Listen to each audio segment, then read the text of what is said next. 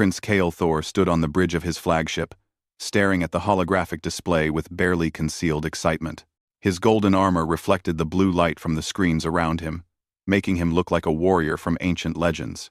Behind him, his younger brother, Prince Zinvar, watched the same display with less enthusiasm. 3 ships, Thor said, his voice filled with amusement.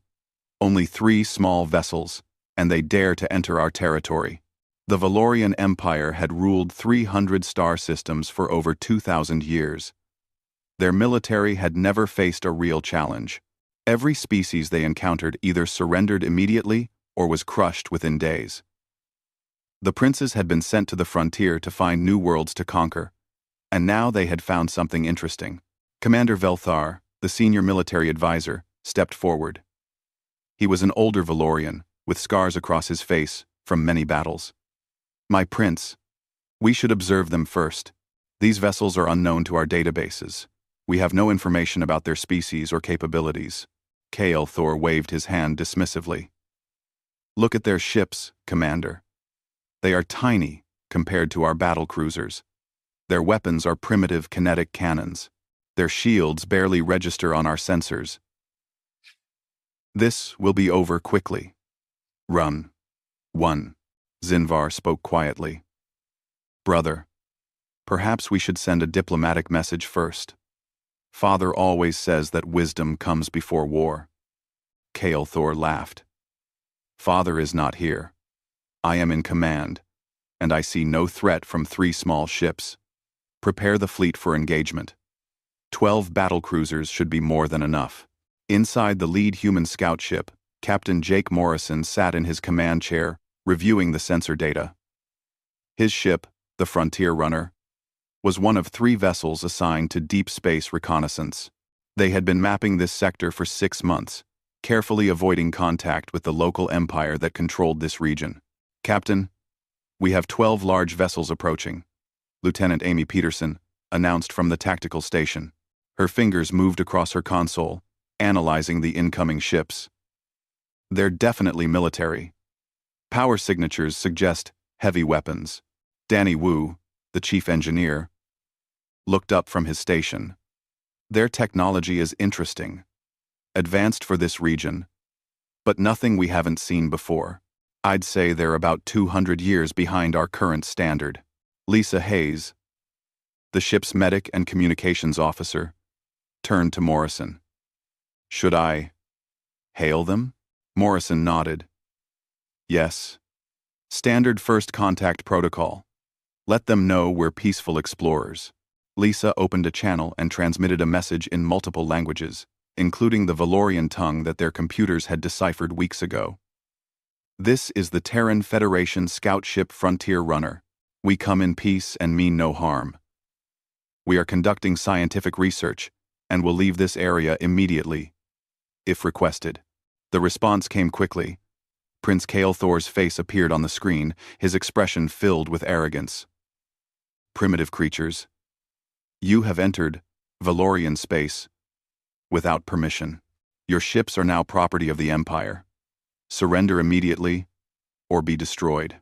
Morrison kept his face calm, but Amy saw a slight tightness around his eyes.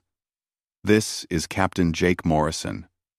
We apologize for any intrusion. We will depart immediately. However, we cannot surrender our vessels. They remain property of the Terran Federation." Thor's eyes widened in surprise, then narrowed in anger. "You dare refuse a prince of Valoria? You will learn respect."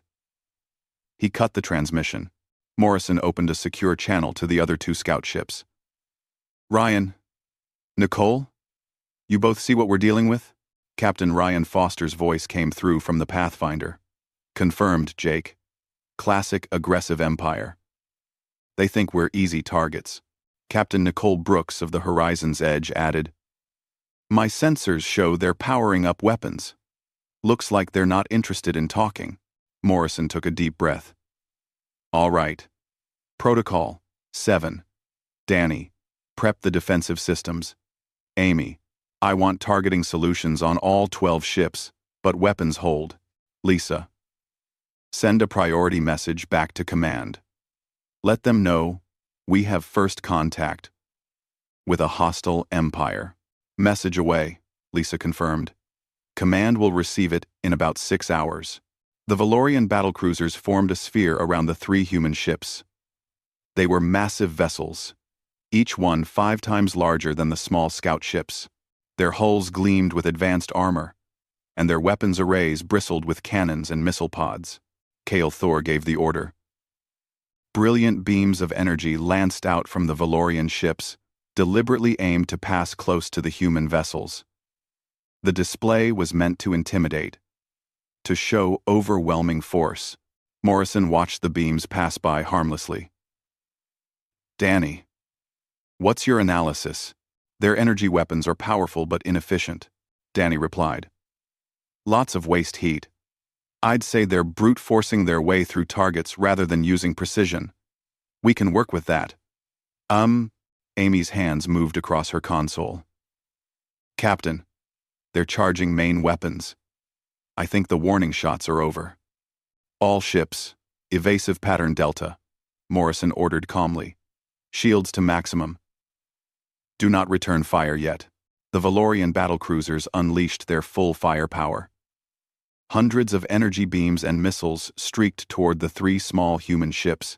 On the Valorian flagship, Kael Thor smiled, expecting to see the enemy vessels vaporized. Instead, something impossible happened. The 3 human ships moved. They didn't just dodge, they danced through the incoming fire with precision that seemed impossible for vessels of their size. Their shields, which had appeared weak on Valorian sensors, suddenly flared with intense energy, deflecting shots that should have destroyed them. Morrison gripped his armrests as the frontier runner twisted through space. Amy, return fire. Target their shield generators only. Disable. Don't destroy. Aye, Captain. The 3 scout ships opened fire with their kinetic weapons. Simple, magnetic accelerators that launched solid projectiles at incredible speeds. The Valorians had dismissed these weapons as primitive, but they quickly learned their mistake. Amy's targeting computer identified weak points in the Valorian shields, places where the energy distribution was uneven. The kinetic rounds punched through these weak spots with devastating accuracy. 3 Valorian battlecruisers shuddered as their shields collapsed and their generator systems exploded. On the Valorian flagship, chaos erupted. What happened? Kael Thor shouted. How did they penetrate our shields? Commander Velthar's face had gone pale. My prince, their weapons found weak points we didn't know existed, and their movement patterns our targeting computers can't lock onto them. They're predicting our fire patterns and moving before we shoot. Zinvar grabbed his brother's arm. Brother, we should withdraw. Something is very wrong here. Kael Thor shook him off. No. We are Valorians. We do not retreat from inferior species. Send a message to the main armada. Request immediate reinforcement. These are just their scouts, their real military must be elsewhere. We'll crush them with numbers. Lisa intercepted the Valorian transmission and reported to Morrison. Captain, they're calling for help. Looks like 50 more ships. Morrison sighed. Send another message. Give them one more chance to back down. Lisa's voice carried across space to the Valorian fleet. This is your final warning. We are a forward reconnaissance unit of the Terran Federation. Withdraw now, or you will face consequences. We do not wish to harm you. Kael Thor heard the message and laughed bitterly. They think they're giving us warnings? Maintain attack formation. When reinforcements arrive, we'll teach these humans the price of arrogance. But on the bridge of the frontier runner, Morrison and his crew knew the truth. The Valorians had just made the biggest mistake of their civilization's history. They had attacked humanity's scouts, and now they would face the consequences. The space around Epsilon 7 lit up like a deadly fireworks display. The remaining 9 Valorian battlecruisers had regrouped and were unleashing everything they had at the 3 human scout ships. Prince Kael Thor watched from his command throne, his golden armor now seeming less brilliant under the red emergency lights that had begun flashing across his bridge. Concentrate fire on the lead vessel, Kael Thor ordered. overwhelmed their shields with sustained bombardment. 6 battle cruisers focused their weapons on the frontier runner. Energy beams hot enough to melt through steel converged on Jake Morrison's ship from multiple angles. There should have been no escape. The math was simple. No vessel that small could survive that much firepower. Danny Wu's fingers flew across his engineering console, redirecting power from non-essential systems, routing auxiliary power to forward shields. He glanced at his readouts and grinned. Captain, their weapons have a 0.3-second charge cycle between volleys. I can redistribute our shield energy to match their firing pattern. Morrison understood immediately. Do it. The frontier runner's shields flickered and shifted in perfect rhythm with the incoming fire. Each time the Valorian weapons struck, the shields were at maximum strength at exactly that spot. Between volleys, the shields cycled power to other sections, conserving energy. It looked like magic to the Valorians. But it was simply superior technology combined with clever engineering. Amy Peterson coordinated with the other 2 scout ships through their quantum-encrypted communication system. On normal radio, there would be a slight delay between messages, but the quantum link was instantaneous, allowing the 3 captains to coordinate as if they shared one mind. Ryan, swing around to Mark 7-4, Morrison said calmly, while his ship twisted through enemy fire. Nicole, I need you to draw fire from the upper group. Copy that, Ryan Foster replied from the Pathfinder. His ship accelerated upward, presenting itself as an easier target. 3 Valorian battlecruisers took the bait and shifted their fire toward him. Nicole Brooks brought the Horizon's edge into a steep dive that would have torn apart most ships from the structural stress. I've got your back, Ryan. Targeting their sensor arrays. Mant, the Horizon's edge fired precise bursts from its kinetic cannons.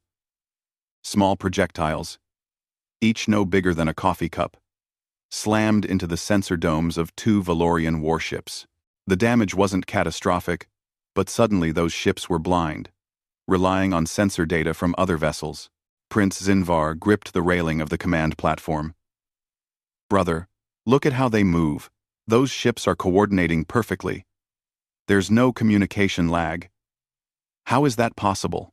Commander Velthar pulled up tactical displays. My prince, I've been analyzing their movement patterns. They're not just reacting to our attacks. They're predicting them. Watch they begin evasive maneuvers 0.2 seconds before we fire. Kyle Thor's face twisted in frustration. Impossible. They would need to read our minds to do that. Not minds, Velthar said quietly. But they're clearly reading our targeting computers. They must be intercepting our electronic systems somehow. He was right. Amy's console was filled with data streaming directly from the Valorian ships. The humans had cracked their encryption within the first 5 minutes of combat. Every targeting solution, every weapons charge, every command, the scouts could see it all. They're preparing another missile barrage, Amy announced. 48 missiles, targeting all 3 of us. Countermeasures ready, Danny said. But Captain, I've got a better idea. Request permission to use the graviton array. Morrison hesitated. The graviton array was one of their more advanced systems technology that the Valorians clearly didn't possess. Using it would reveal more of humanity's capabilities, but they had already shown quite a bit, and the Valorian reinforcements would arrive soon anyway. Permission granted. Show them what we can do. The Valorian missiles streaked through space, each one packed with enough explosive power to level a city. They accelerated toward the scout ships, their guidance systems locked on target. Then something strange happened. The missiles began to curve away from their targets, pulled off course by an invisible force. The Pathfinder had activated its graviton array, creating localized gravity wells that bent space itself. The missiles, following the curvature of space-time, spiraled away from the human ships and harmlessly detonated in empty space. On the Valorian flagship, alarms blared. Prince Kyle Thor, a tactical officer, called out, "They're manipulating gravity itself. This technology, we have theories about it, but we've never seen it in practice." Kyle Thor slammed his fist on his armrest. I don't care how advanced their technology is. There's still only 3 ships. Where are our reinforcements? Kyle Thor. Arriving now, my prince, Velthar reported. 50 Valorian warships emerged from hyperspace at the edge of the system. They were the pride of the Empire's military heavy cruisers, battleships, and carrier vessels. Their appearance should have ended any debate about who would win this fight. Lisa Hayes monitored the new arrivals and reported to Morrison. Captain, 50 more ships just arrived. We're now facing 62 enemy vessels total. Morrison's expression didn't change. Have they responded to any of our withdrawal offers? Negative. They're powering up weapons and moving to surround us. Morrison opened the 3-way channel with his fellow captains. Ryan, Nicole, opinions? Ryan Foster's voice was steady. We've given them multiple chances. They've chosen aggression every time. At this point, we're justified in defending ourselves. Nicole Brooks added, Command will want as much data as possible about their military capabilities. We should continue engagement until the fleet arrives. Agreed, Morrison said. He opened a channel to the entire Valorian fleet. Attention, Valorian vessels. This is Captain Jake Morrison of the Terran Federation. You are currently attacking peaceful reconnaissance ships. We have the ability to destroy you, but we choose restraint. For the last time, withdraw, and this can end without further conflict. Prince Kael Thor's face appeared on the screen again, but now he looked less confident. The loss of 3 battlecruisers and the scout's impossible defense had shaken him. Still, pride kept him from backing down. You speak of destroying us? Kael Thor said, trying to sound commanding. You have 3 small ships. I have 62 warships. Your courage is admirable, but your judgment is flawed. Surrender now, and I will spare your lives. Morrison shook his head slowly.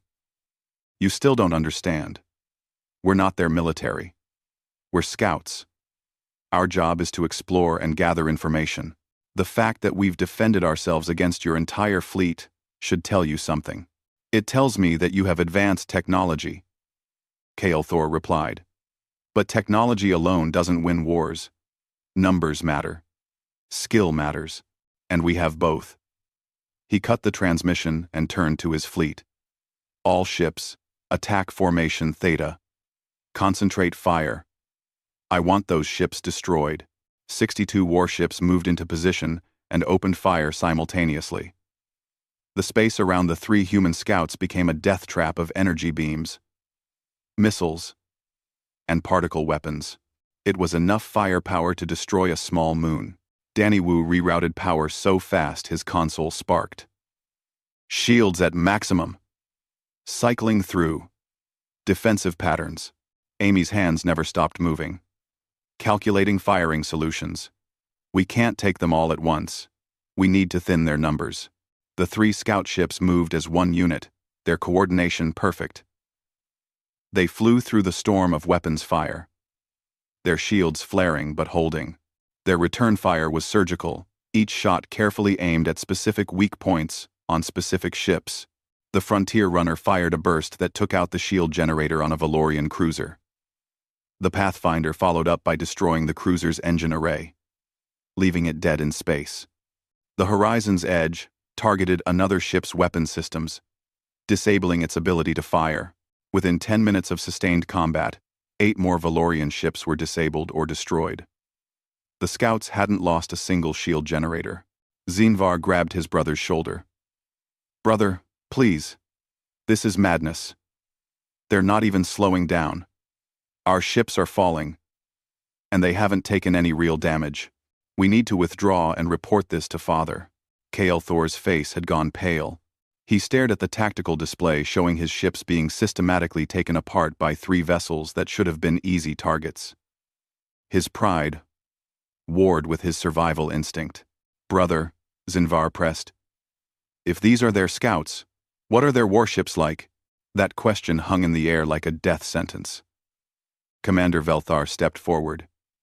My prince, I must speak plainly. We are outmatched. Every exchange costs us ships, while they take no losses. If we continue, we will lose the entire fleet. Kael Thor opened his mouth to give the retreat order, but Danny Wu interrupted with an announcement across all Valorian frequencies. Attention Valorian fleet. Our main battle fleet has been notified of your attack. They will arrive in approximately 40 minutes. You may want to consider your options carefully. The message was the final blow to Valorian confidence. Across 62 ships, crew members looked at each other with growing fear. If 3 scouts could do this, what would an entire fleet do to them? But Prince Kael Thor's pride would not let him surrender. He would face whatever came, because retreating now would mean admitting that the mighty Valorian Empire had been defeated by scouts. That admission was something he could not make. Maintain attack, he ordered, his voice hollow. We do not flee. The battle had been raging for 30 minutes, and the space around Epsilon 7 was littered with debris from destroyed Valorian warships.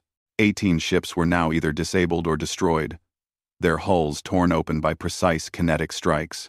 The 3 human scout ships continued to weave through the enemy formation, untouched, except for some minor shield fluctuations.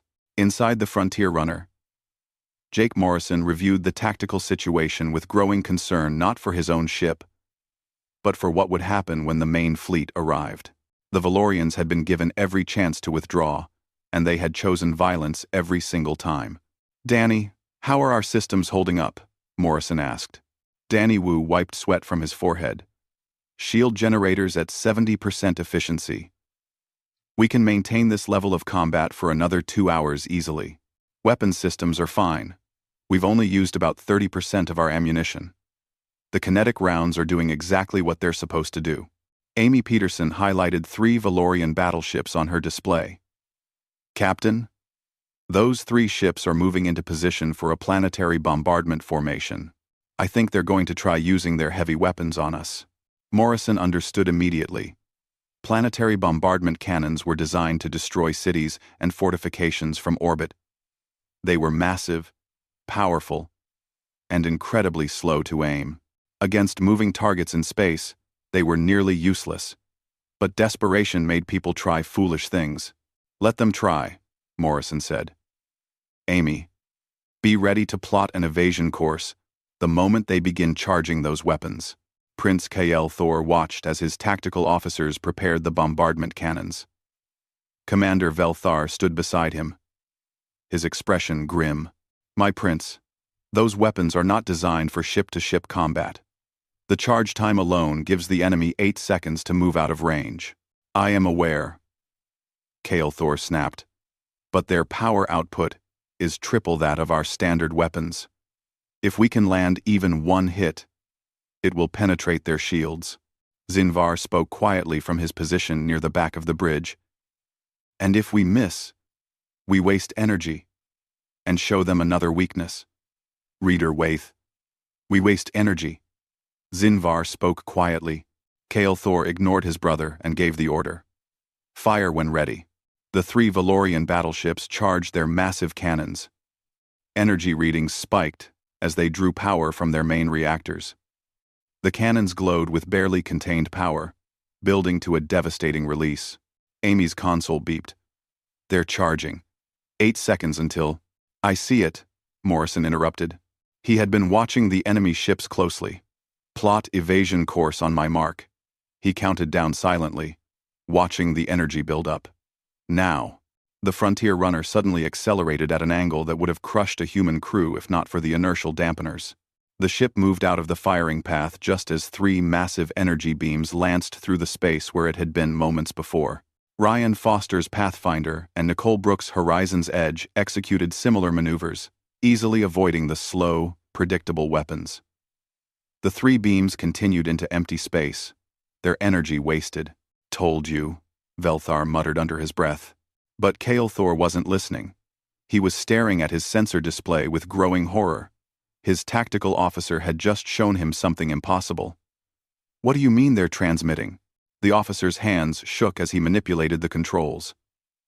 My prince, those 3 ships have been broadcasting continuously since the battle began.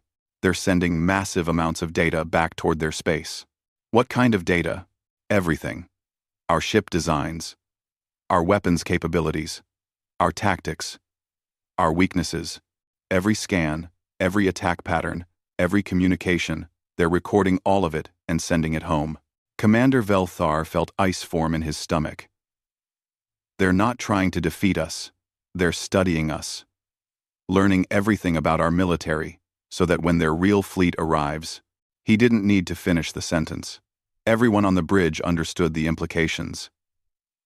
The Valorian Empire had just given humanity a complete tactical analysis of their military capabilities. Every future battle would be fought against an enemy that knew every Valorian weakness. Zinvar stepped forward, his voice urgent. Brother, we must stop this battle immediately. Every second we fight gives them more information. We need to withdraw and warn Father. For the first time since the battle began, Kael Thor hesitated. His pride had led them into this disaster, but continuing might doom the entire empire. He opened his mouth to give the retreat order. Then Amy Peterson made an announcement that changed everything. Attention Valorian fleet. Our main battle group has arrived at the edge of this system. You now have two choices. Surrender or be destroyed. Choose quickly. Apps. Our bases. On every Valorian ship, sensor officers suddenly shouted warnings. 50 new contacts had appeared at the system's edge, having dropped out of hyperspace simultaneously. Long-range sensors struggled to get clear readings at this distance, but what they showed made seasoned warriors feel fear for the first time in their lives. The 50 human warships were enormous. Each one dwarfed the largest Valorian battleship. Their power signatures were so high that Valorian sensors initially registered them as small stars. These weren't scouts or exploration vessels.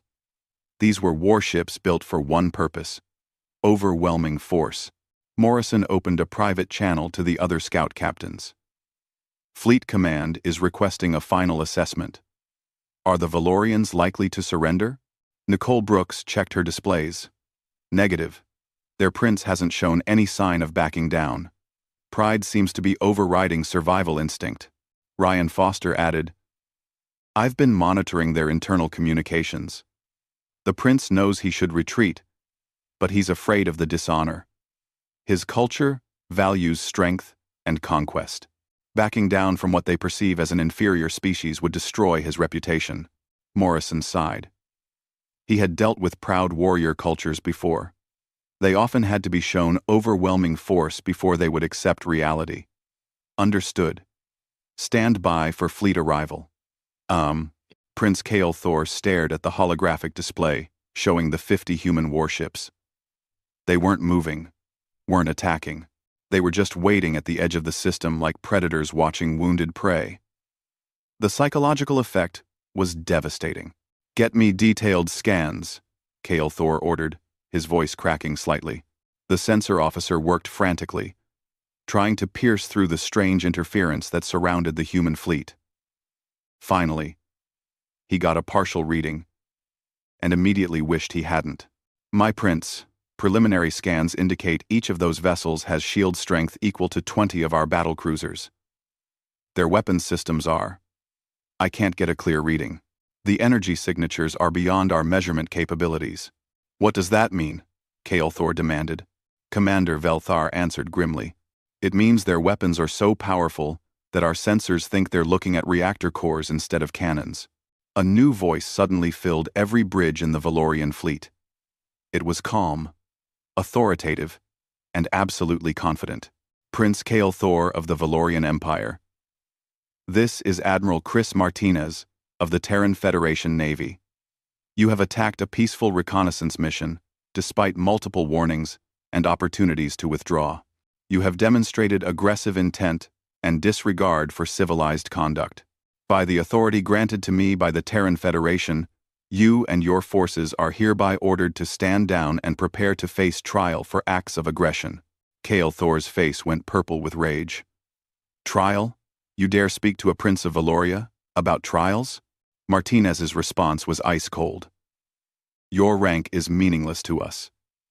You attacked Federation vessels without provocation. You rejected diplomatic solutions.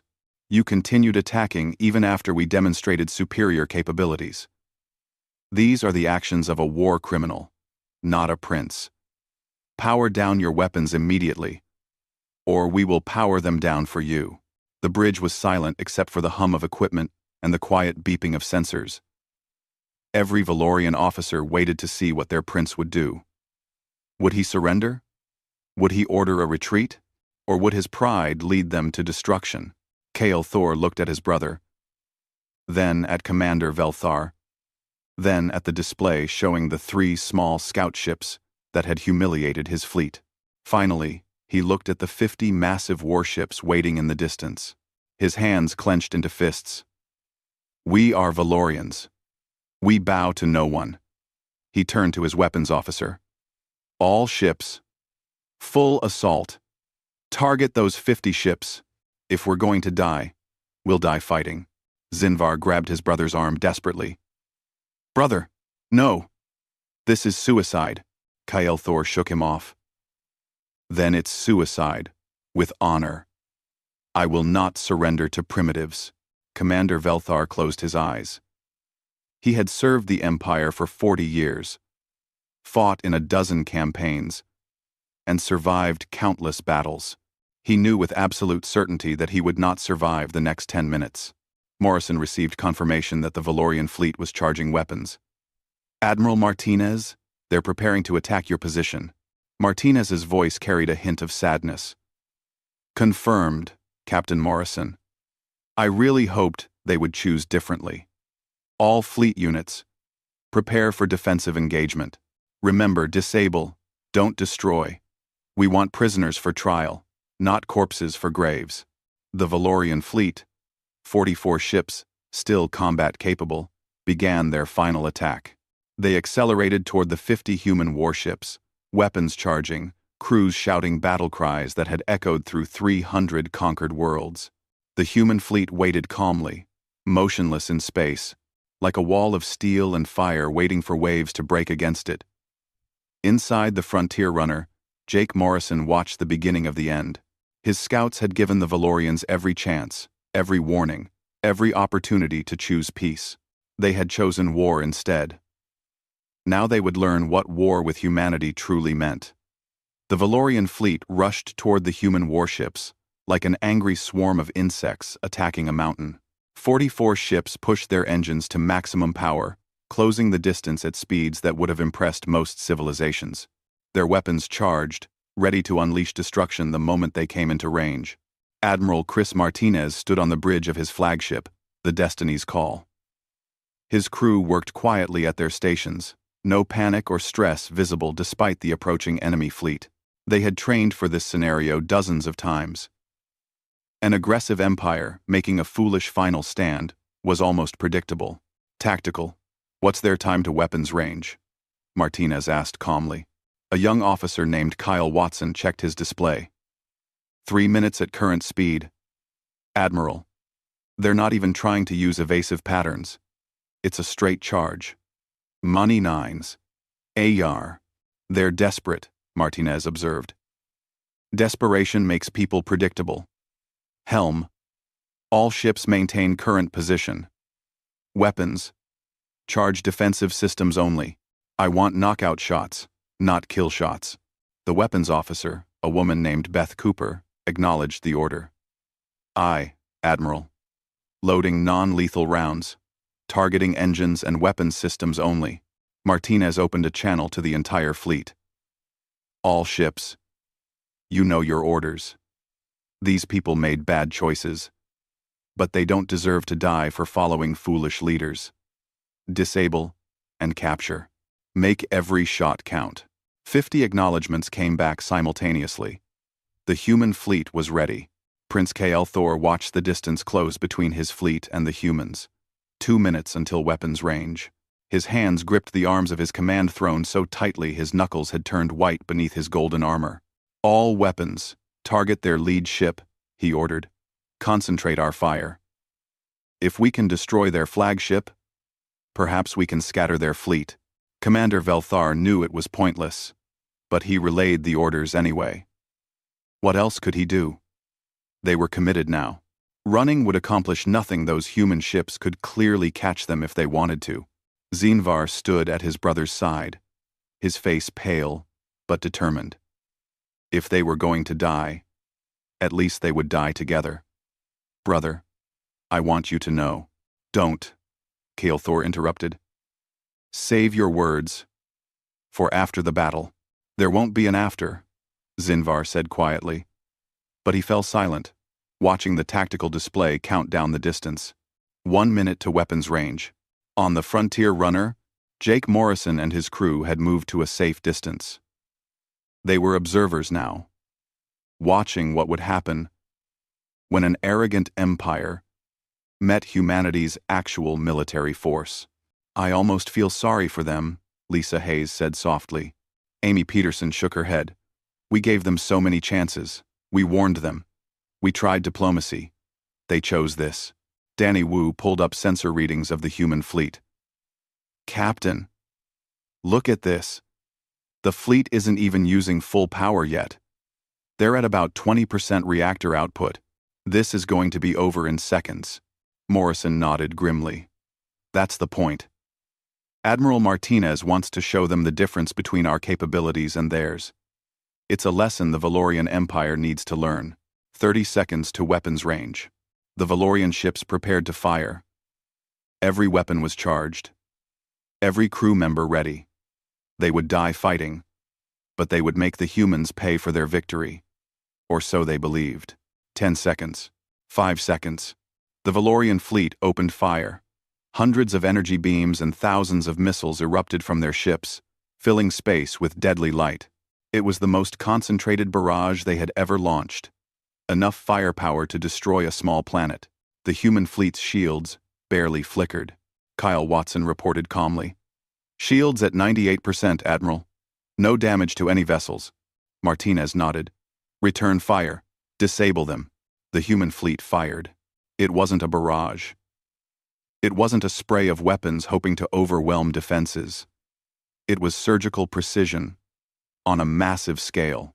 50 warships fired 50 shots, and 44 Valorian vessels suddenly went dark. On the Valorian flagship, every system failed simultaneously. Lights went out. Weapons died. Engines stopped. The ship was still intact, its hull undamaged, but it was completely powerless. In 1 second, the entire Valorian fleet had been neutralized. What happened? Kael'thor shouted into darkness. Emergency lighting flickered on, casting red shadows across the bridge. Damage report. A technical officer checked his backup systems. My prince. I don't understand. We're not damaged. Our systems are just off, like someone flipped a switch and turned off our entire ship. Commander Velthar understood before anyone else. They hit us with electromagnetic pulse weapons. Military grade. Targeted EMP that shut down our electronics without destroying our ships. But our systems are shielded against EMP, the technical officer protested. Against EMP weapons of our technology level, Velthar corrected. Their weapons went through our shielding, like it wasn't even there. Kael'thor stumbled to the viewport and looked out at his fleet. 44 ships drifted in space, all dark, all helpless. And the 50 human warships hadn't even moved from their position. They had swatted aside the Valorian fleet, like an adult, brushing away a child's hand. How long until systems restore? Kael'thor asked, his voice hollow. 6 hours, the technical officer replied. Maybe 8. If they let us restore them, at all. They didn't have to wait long to find out. Small craft began launching from the human warships. Boarding shuttles. Heading for every disabled Valorian vessel. Within 20 minutes, armed human soldiers would be on every bridge, taking control of every ship. Admiral Martinez stood before the holographic display showing the entire Valorian fleet captured without a single death on either side. It had been perfect exactly as planned. His tactical officer looked up from her console. Admiral, all boarding teams report successful entry. No resistance. The Valorians are too shocked to fight back. Understood. Begin the process of identifying command personnel. I want all princes, commanders, and tactical officers prepared for transport to the Destiny's Call within 2 hours. On the Valorian flagship, human soldiers in advanced armor moved through the corridors with practiced efficiency. They weren't brutal or cruel, but they were absolutely professional. Valorian crew members were secured, their weapons taken, and they were moved to holding areas without violence. Lieutenant Sam Parker led the team onto the bridge. He saw the two princes immediately. Their golden armor made them easy to identify. Prince Kael Thor and Prince Zinvar, I presume? Kael Thor drew his ceremonial sword, a beautiful weapon that had been passed down through his family for generations.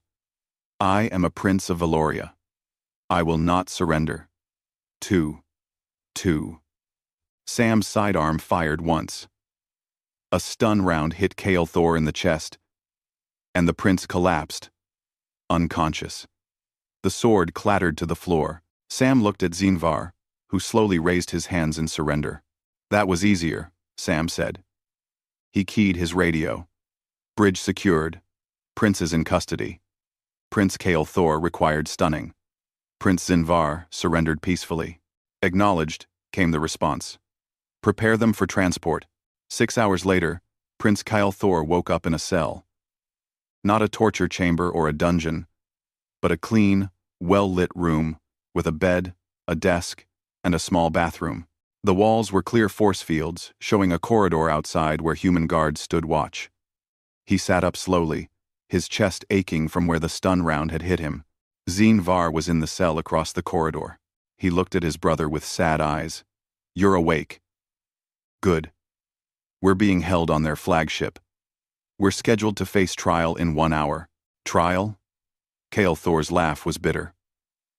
No joke, a new voice said. Jake Morrison stepped into view outside Kael Thor's cell. You attacked peaceful vessels. You rejected diplomatic solutions. You continued attacking despite clear warnings. In any civilized legal system, those are crimes. Kael Thor rushed to the force field, stopping just before touching it. We are warriors. We were defending our territory. Morrison shook his head. You were attacking unarmed scouts in neutral space. There's a difference. But you'll have a chance to present your case at trial. I demand to speak with Admiral Martinez, Kael Thor said. You'll speak with him at the trial. Until then, I suggest you prepare your defense. Or don't. Honestly, the outcome is already decided. You attacked us. We have all the evidence we need. The trial is more about determining the appropriate punishment. Morrison walked away, leaving the princes in their cells. Kael Thor sat down on his bed, his mind racing. How had it come to this? His fleet destroyed, his crew captured, himself a prisoner, and the worst part was knowing that Morrison was right. They had attacked first. They had rejected peace. The humans had every legal right to put them on trial. When the hour passed, guards came to escort the princes to the trial chamber. It was a large room with seats for observers, a judicial bench where Admiral Martinez sat with 2 other senior officers, and a central area where the accused would stand. Commander Velthar was already there, along with a dozen other senior Valorian officers. All of them looked defeated, their proud bearing crushed by the reality of their situation. Martinez looked at the assembled Valorians. This tribunal is now in session.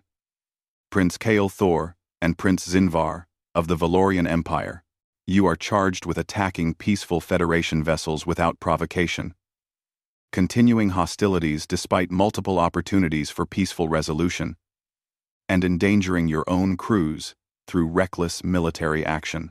How do you plead? Kael Thor wanted to shout defiance, to claim justification, to demand his rights as a prince.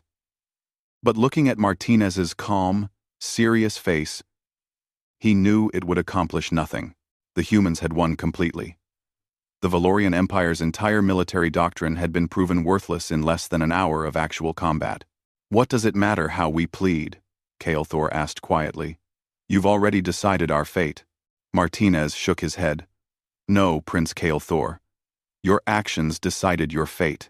This trial is simply the formal acknowledgement of consequences you brought upon yourself.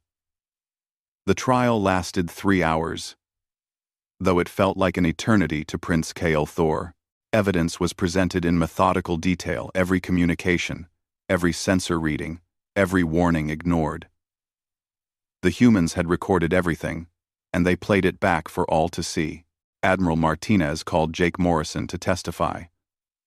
The scout captain stood before the tribunal and calmly described the sequence of events.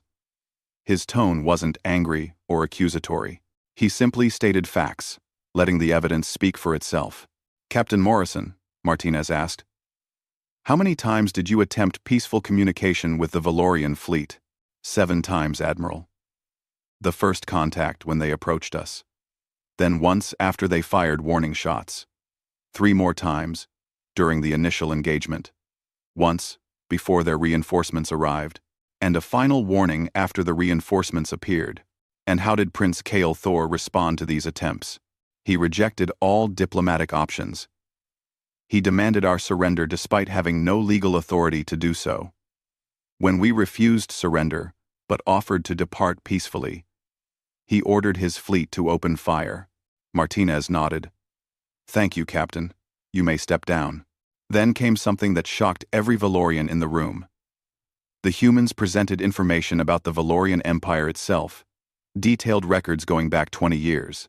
A human intelligence officer named Greg Harris stood and activated a holographic display.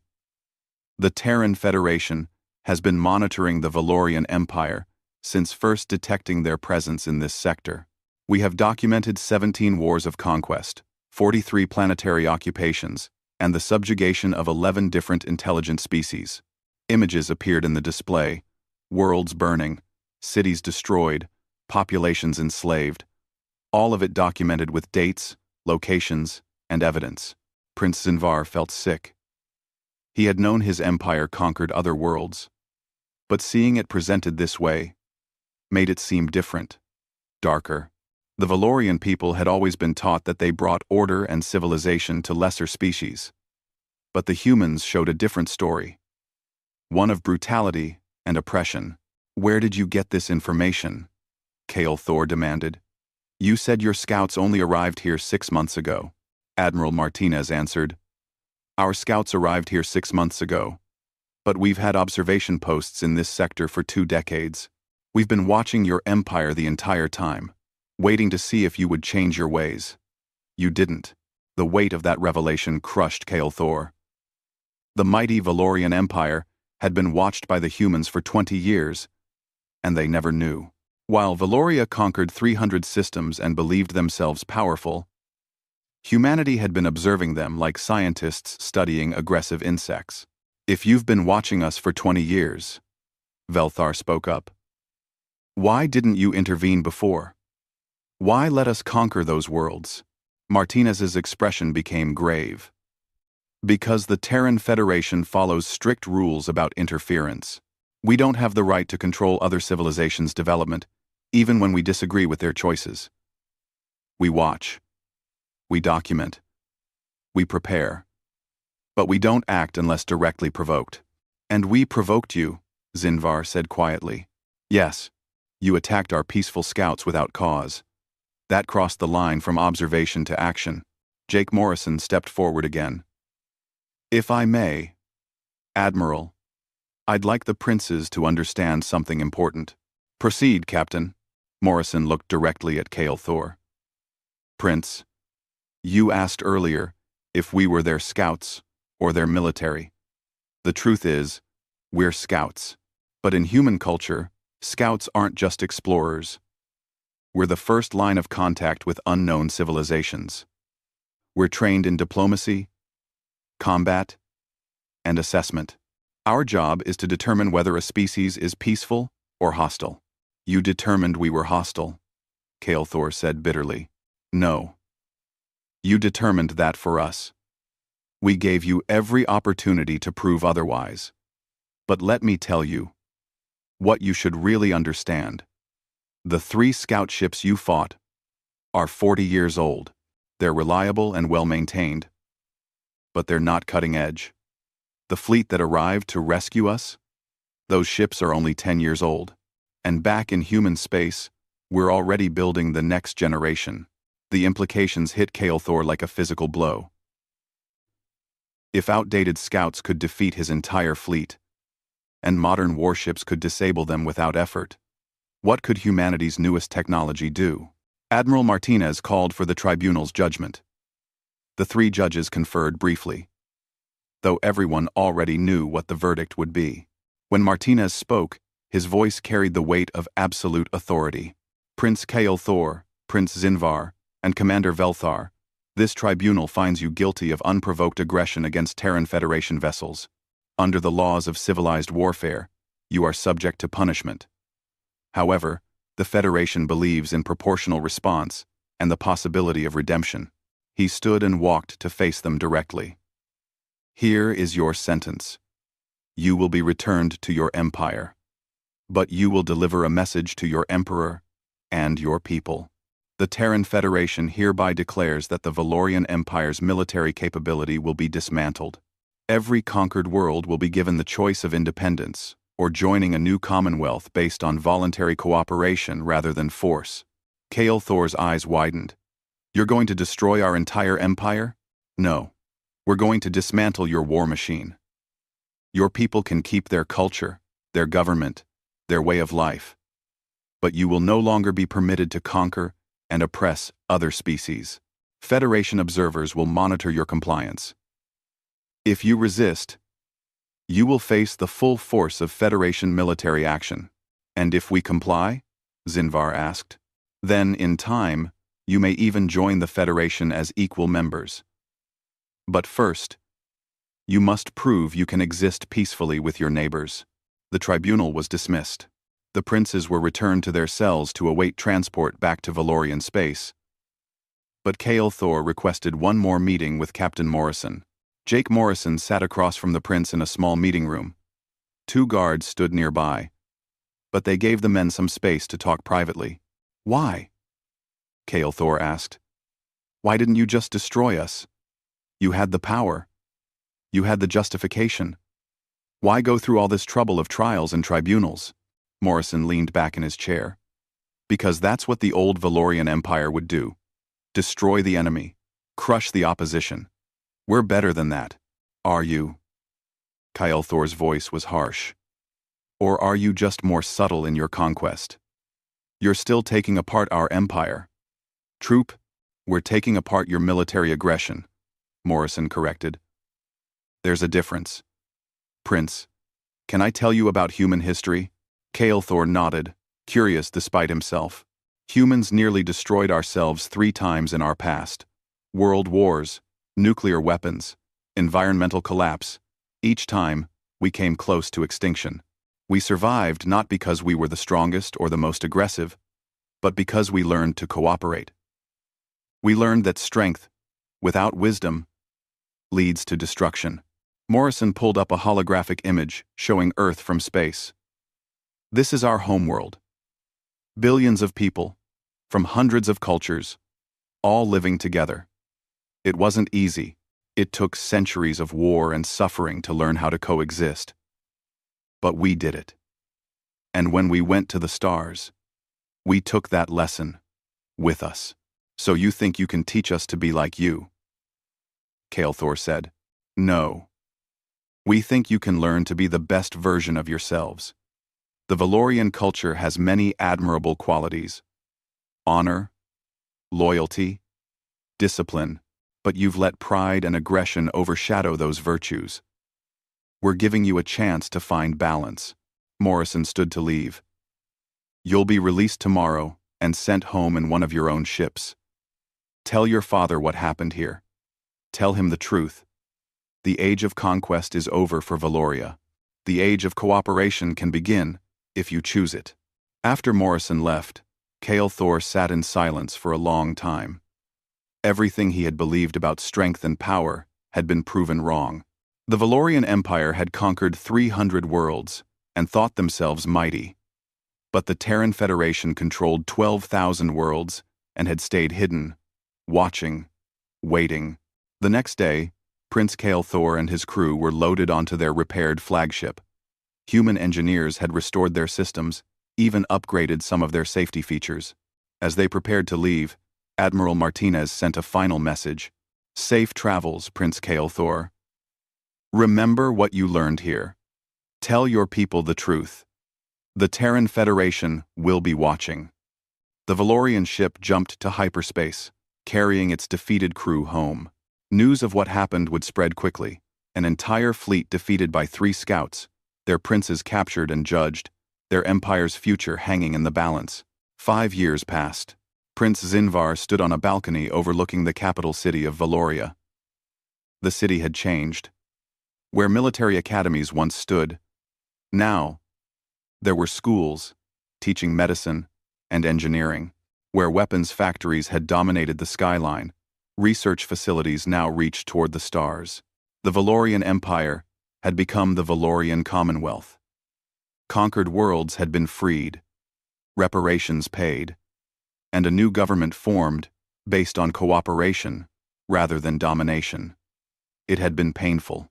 Many Valorians struggled with the loss of their military pride, but others, especially the younger generation, embraced the change. Zinvar now served as ambassador to the Terran Federation.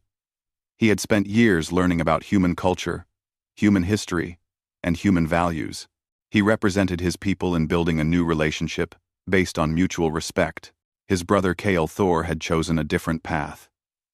Unable to accept the changes, unable to live with the shame of his defeat, he had gone into voluntary exile. He lived alone on a distant world, forever haunted by the memory of attacking 3 human scouts and losing everything. Jake Morrison visited Zinvar occasionally. They had become something like friends over the years. On this visit, they sat together watching the sunset over the transformed city. "Do you ever regret it?" Morrison asked. "The old ways. I mean," Zinvar thought carefully before answering. "Sometimes I miss the certainty we had. The belief that we were strong and right. But then I look at what we've become and realize we're stronger now than we ever were." "How so?" "Before, we were strong because we could destroy. Now we're strong because we can build. Before, other species feared us. Now they respect us. That's real power, Captain Morrison. Not the kind that comes from weapons, but the kind that comes from being worthy of respect." Morrison smiled. "Your brother couldn't see that." "No." Thor's pride was too great. He couldn't accept that we had been wrong. So he chose to live in the past, rather than build the future. They sat in comfortable silence as the sun set, painting the sky in shades of orange and purple. In orbit above them, human and Valorian ships worked together on a joint research station. Young Valorians trained alongside human instructors, learning not how to conquer, but how to explore and discover. The story of that day when an arrogant prince attacked 3 human scouts and lost everything became legend across multiple species. It was told as a warning about pride and aggression, but it was also told as a story of redemption and transformation. The Valorian Commonwealth never forgot the lesson they learned.